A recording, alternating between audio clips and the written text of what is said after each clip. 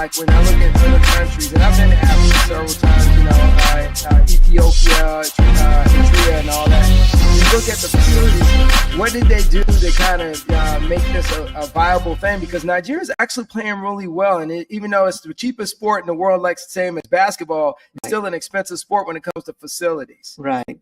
Well, unfortunately, people in the U.S. and obviously with your background being abroad some, you have a different perspective. But to all those people in the U.S. that don't really travel abroad, that don't get to see what it's like around the rest of the world, right, it would shock them to see how little that we really have in Nigeria. I mean, the facilities are not even a tenth of what we have in the U.S. and the support and the financial resources that Nigeria has.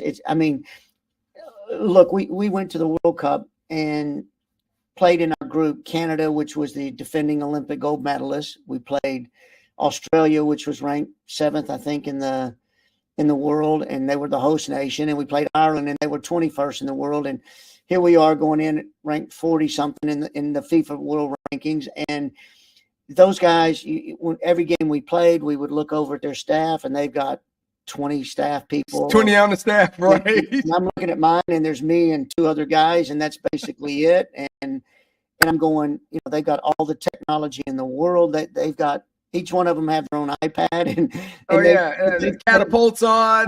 Catapult.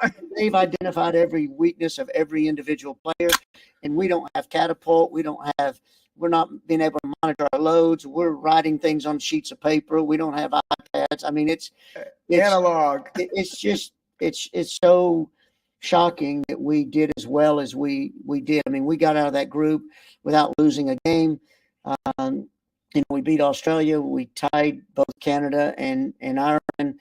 Then we played England, who were the European champions. Right. We drew 0-0 in regulation and went into overtime, and then lost in penalty kick. So we really, we outperformed what we really should have. And that's a credit to the players we have, because there's a lot of talent